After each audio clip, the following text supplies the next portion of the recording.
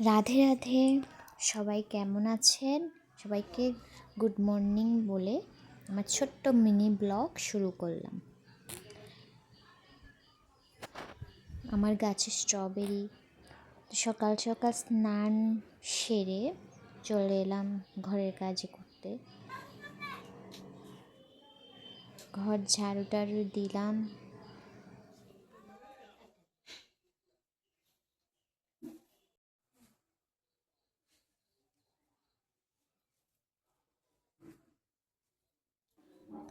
দুয়ারে জল দিয়ে সোজা চলে গেলাম রান্নাঘরে।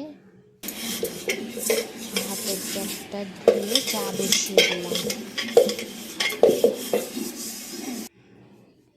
যেহেতু আমার শ্বশুর লিকার চা খায়, তাই ওনাকে আগে লিকার চা করে দিয়ে আমার ননস আর হাজব্যান্ডের জন্য দুধের চা, আমার জন্য হরলিক্স বললে অনেকে হাসলে আসুক, আমার কিছু আসে যায়।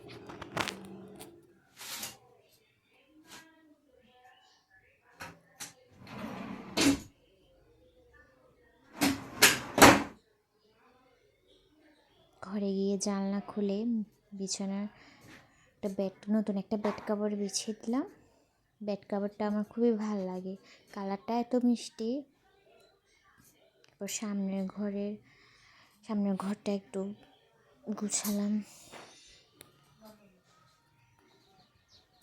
তারপর ছাদে কাপড় শুকো দিয়ে সোজা রান্না করে।